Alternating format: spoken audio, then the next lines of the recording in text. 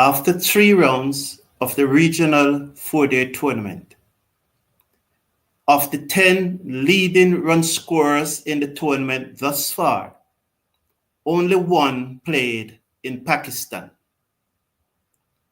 Of the 10 leading wicket takers in the tournament at this stage, only one is a fast bowler. In the just concluded third round of matches, 2 matches were severely affected by rain. 1 match ended within 3 days, but there was time enough for 1 more double century and 5 centuries. In 1 match, over 1,100 runs were scored for the fall of only 18 wickets. Hello everyone, welcome to the #1 cricket channel in the Caribbean. I appreciate your company. I thank you for being here and I look forward to our interaction. This show should have been from yesterday, but as you may well be aware, yesterday morning we had the privilege and the honor of interviewing the Director of Cricket for Cricket West Indies. Therefore, I apologize for the rescheduling of this show. This morning, we will review last week's round of matches in the West Indies Premier Domestic Cricket Competition. 4 matches were played last week. Of those 4 matches that were played, the Guyana Harpy could consider themselves the luckiest of all the teams.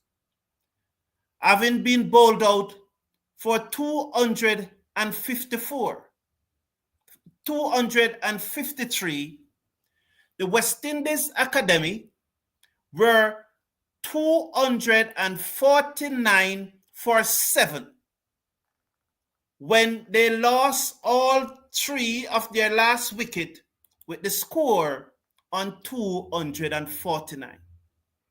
In 8 deliveries, Guyana Harpy was able to take the last 3 wickets of the West Indies Academy.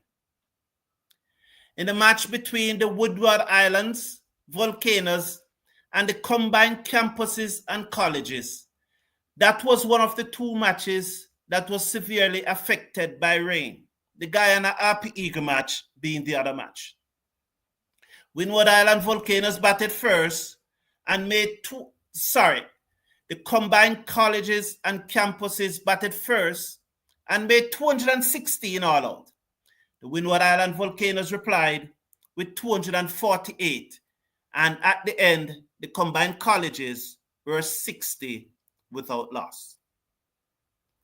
Well, it was a run fest at Warner Park, because the Leeward Islands Hurricane, in replying to the Mammoth 529 for 5 declared by the Trinidad and Tobago Red Force, the Leeward Islands Hurricane, who after a big opening stand of over 200 between Michael Louis and Kadeem Henry, collapsed to be bowled out for 433.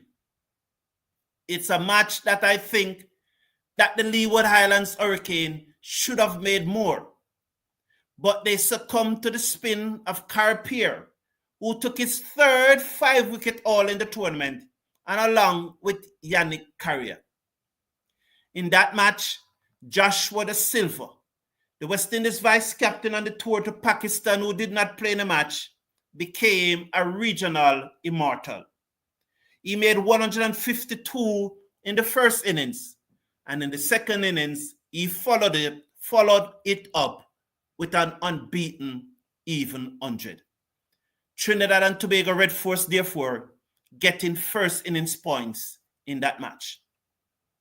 In the 4th match of the round, and the one that ended earliest on the 3rd day, on Friday, Jamaican Scorpion batted first and made 231 in their first innings. Barbados Pride replied with 293 all out. There was a contentious moment in that match, and it still remained contentious at this time. For up to an hour ago, the Jamaica cricket team still think that Jonathan Drakes, who made 108 in that match, he hit the cover of the ball when he was on about 10, but the umpire never gave him out. And that remained a contentious situation in the match. So Jamaican Scorpion, batting a second time, made 180, setting Barbados Pride a target of 119 to win, which they achieved quite easily.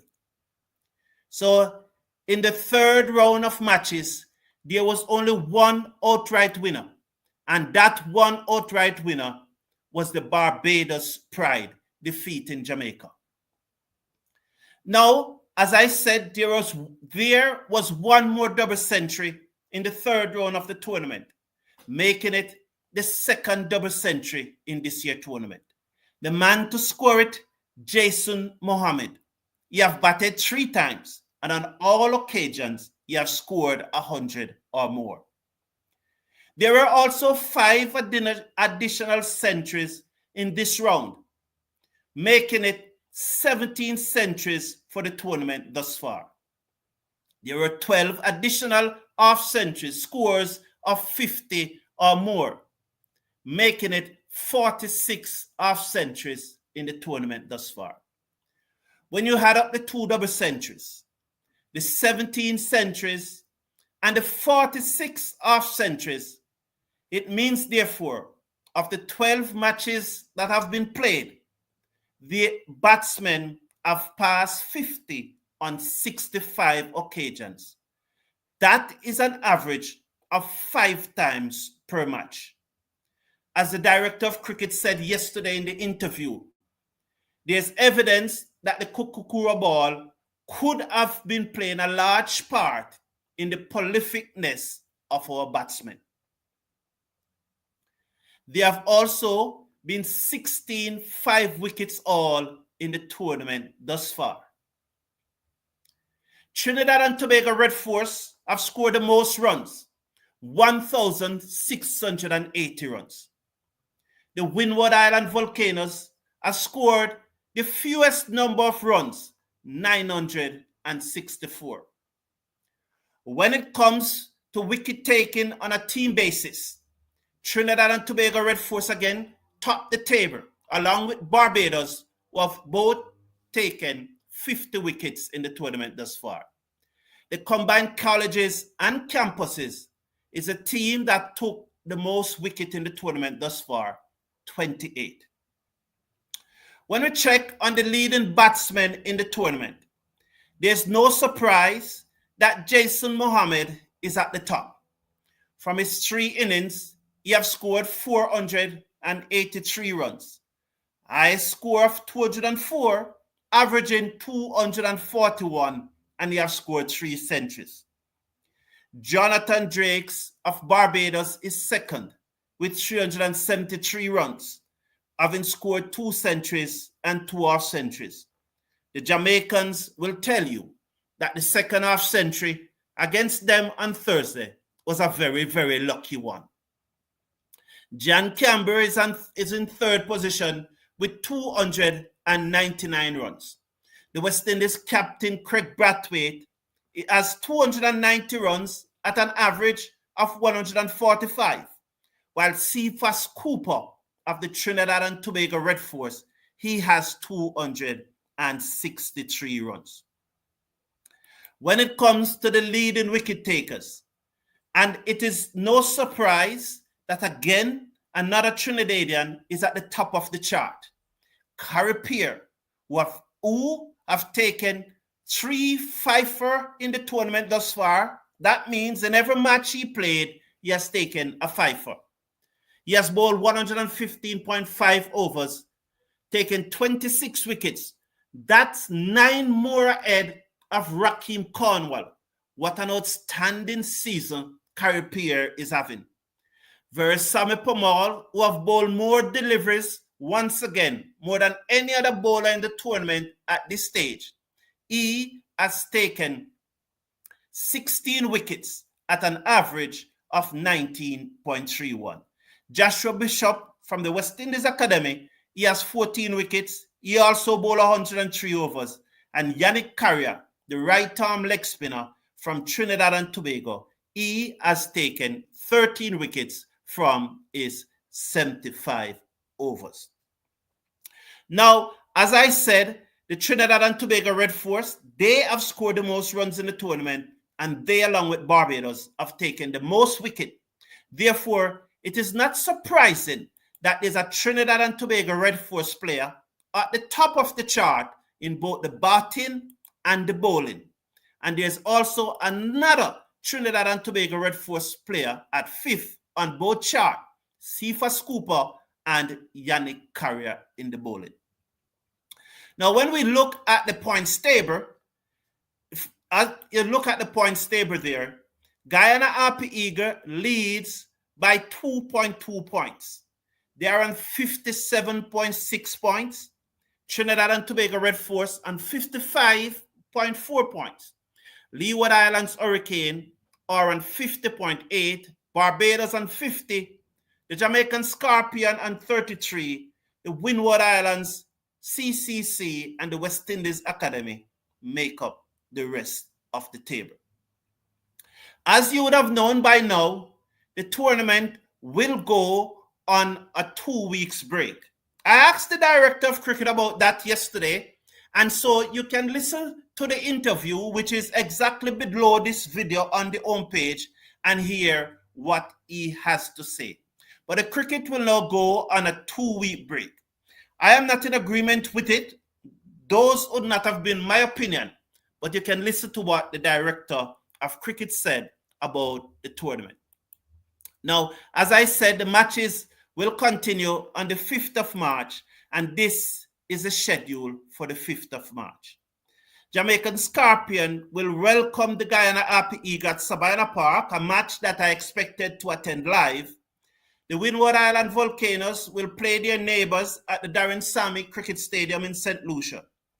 The West Indies Academy will play Trinidad and Tobago Red Force at Coolidge Cricket Ground in Antigua, and the Barbados Pride will take on the CCC at Kensington Oval in Barbados.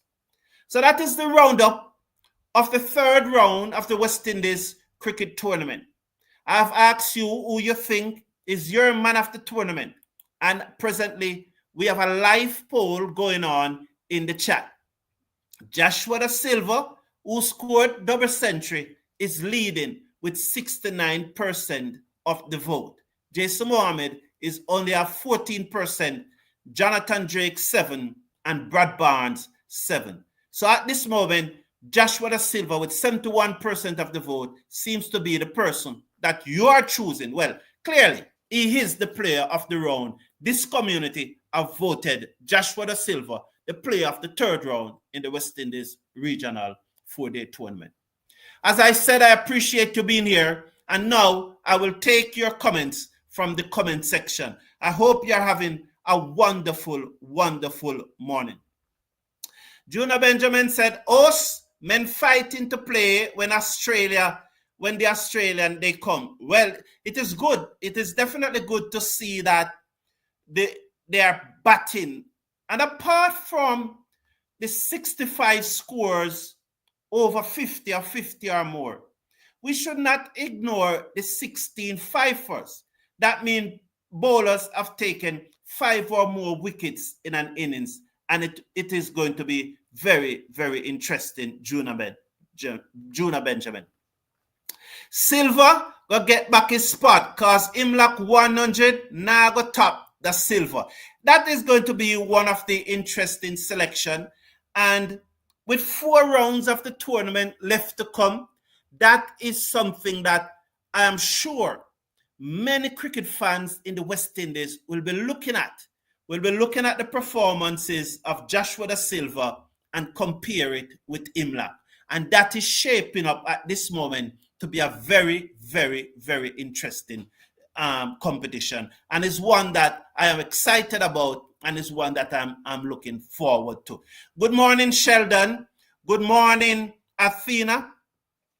Mr. Casanova is saying, this ball they are using doesn't move around as much, but it gives our batsmen confidence. Yes, Mr. Casanova, yes, it appears so that it doesn't seem around as much as the Duke ball. But going forward, I think they're going to use the Duke ball for the rest of the tournament. That's what the director of cricket said yesterday morning, Mr. Casanova. I think so.